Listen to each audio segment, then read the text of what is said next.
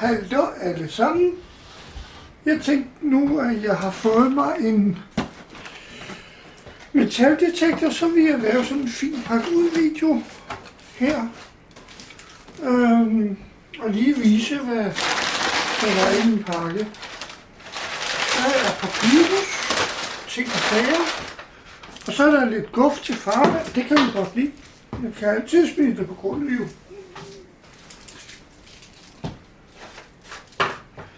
Så er der en pose her. Jeg tror, det kan en til at rende rundt. Eller putte detektoren i, når man ikke bruger den.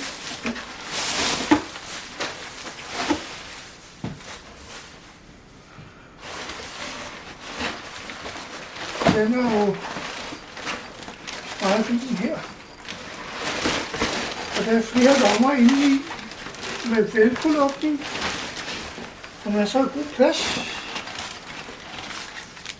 Og lidt antifugtmiddel.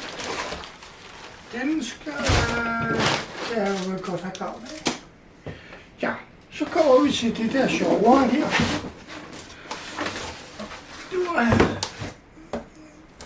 Dimmeren. En Simplex New Generation. Det er jo en Ultra. Det kan jo ikke være mindre. Hvis man skal have noget ordentligt, så kan man lige godt starte sådan rimelig op i den bedre enden. For ellers så synes jeg bare, at man snyder sig selv, og så på et eller andet tidspunkt, så tænker man, hvorfor købte jeg ikke den, var lidt større, og den der kunne lidt mere. Og så ser man, at alle de andre har sådan en. Og det er meget, meget irriterende, synes jeg. Nå. Jeg købte sådan en tilbudspakke med lidt ekstra guf i. Så der er sådan en lækker lille taske her. Til at have på hoften. Til at samle ting i, og man kan have lidt værktøj og sådan noget i den. Og den er vel god og fin med masser af plads. Det skal nok blive godt. Og så skal der selvfølgelig være en reklamekasket. Det kan vi jo ikke undvære. Sådan her. Brugsanvisningen. Rigtige mænd læser de brugsanvisningen, det ved jeg sgu ikke. Det kan være, det bliver nødvendigt. Så har vi en pind. Det er altid godt med en pind. Og så følger der også en seriøs gravskov med savtakker og måling på her. Og det er også sådan til at sætte i bæltet og spænde fast. Hvis man vandrer meget, så kan det godt være, at den finder på at stikke af. Og det giver vi ikke. Nej. Nå. Så har vi et håndtag her med den side med velcro-luk hernede. Og velcro-luk hernede. Og den der kan vi bruge til at holde kablet med senere hen. Der har vi jo så styreenheden og håndtaget her til at måle med. Og bagpå, der har vi så stikket her til, det er til spolen, og det her til opladning og hovedtelefoner. Og hernede, der har vi så vores opladerkabel og vores skrue til at sætte fast, til at sætte spolen fast med hernede i bunden. Den kommer der. Og der er opladerkablet og remmen til at sætte her på armlænet, sådan så at den sidder godt. Det var mere den her skrue, jeg ville have fat i. Yes. Den lægger vi lidt forvirret herop. Og så kommer det sjove. Kan vi også lægge herop.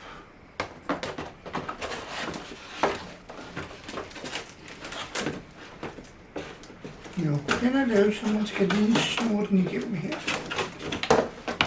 Så har vi så en fin spole. En SX20. Der kan sættes flere forskellige spoler på. Alt efter om man vil søge lidt dybere, eller man vil. Det her, det er jo sådan en mellemting. Og den skulle gerne gå ned til omkring 30 cm eller et eller andet i den stil. Med en god stor 5 kroner. Nå, så kommer det sjovere. Jeg sørger for, at kablet ikke forsvinder. Her. Og så skal vi have den her. Nu er jeg fast på. Se, hvilken vej vender den? Den vender sådan her. Okay. Skal vi lige løsne? Nå. Det er for voksne mænd her.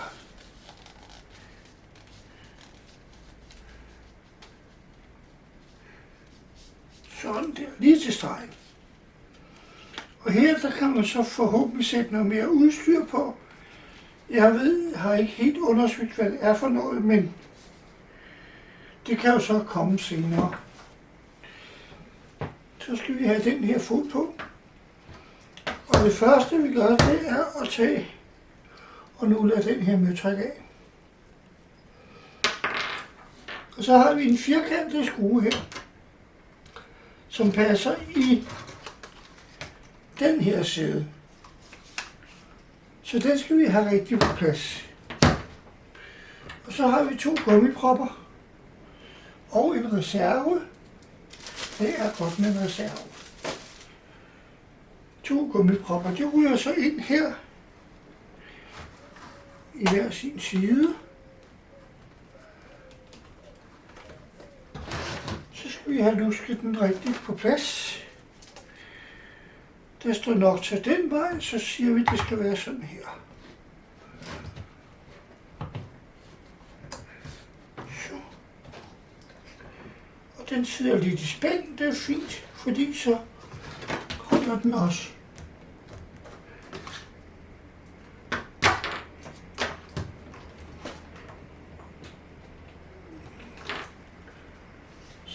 Så skulle jeg gerne kunne få skruen igennem.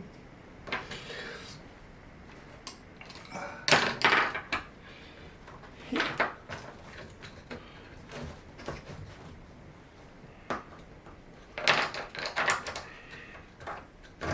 Sådan der. Og så den firkantede, som skulle gerne plads herind.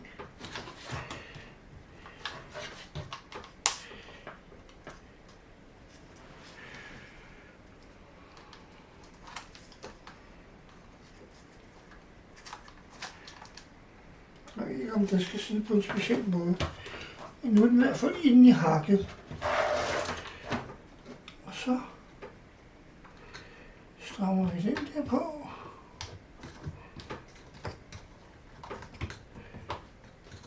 Og så når vi spænder til her, så skulle den gerne sidde sådan lidt fast, men stadig fleksibelt. Så håber vi, at det bliver, hvor det skal være. Så har vi den her spændeting. Så kan man strække den ud og op til en fornuftig længde. Det siger vi er her. Så skal vi have kablet på. Der er sådan en lille spændslips her. Og nu har jeg hørt rygter om, at det her kabel, det skal helst sidde godt på plads her, i hvert fald tæt på spolen, fordi hvis det hænger og dingler, så kan det lave nogle forstyrrelser i signalet. Så derfor så bruger vi de her strips. Først tager vi den der og stripser den på her.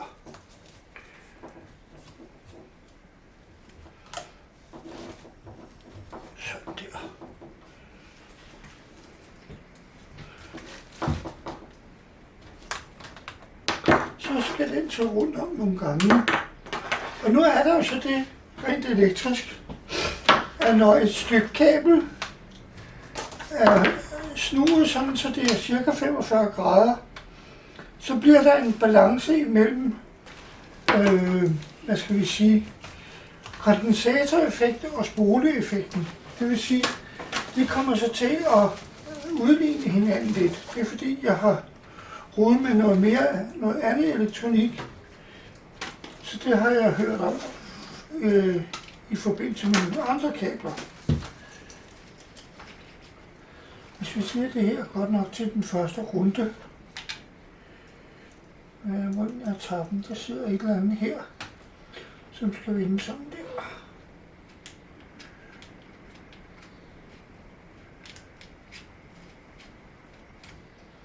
Og det er sådan en, hvad skal vi sige, cylinder, som man skruer ned i stikket. Så det ser lidt bagvendt ud, men det sidder den ret godt fast. Så skulle den sådan set være køreklar, og så er det jo, at man lige kan bruge de her ekstra strips til at sørge for, at den ikke glimler så meget.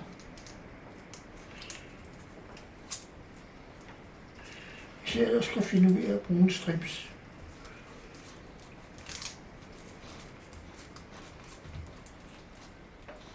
Ja, den holder ikke ret meget. Så er det måske den anden vej. Nå, men det kan jeg ordne senere, ellers så bliver videoen meget lang.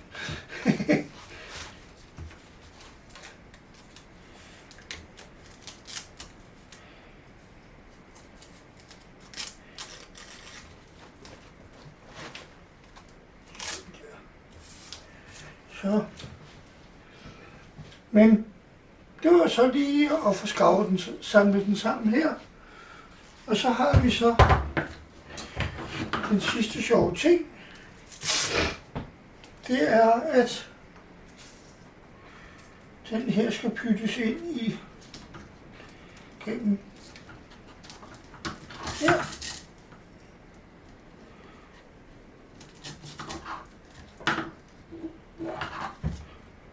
Det var ikke godt. Det er... Nå. Det skal sidde heroppe på, så skal jeg lige finde ud af, hvilken vej den skal vende, fordi det her fungerer ikke. Så kan man få sådan en lille tynd arm herind og holde den sådan der. Nå, men det sjove her, det bliver så, om der er liv i den. Så jeg kan godt lide at have plastikken blive siddende. Og hvis der er strøm på, så har vi her, det var version 0701 af firmwaren her. Og så skulle jeg gerne kunne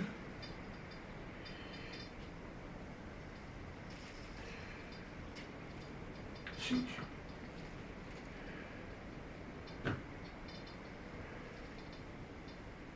Der er liv i den. Det er jo dejligt.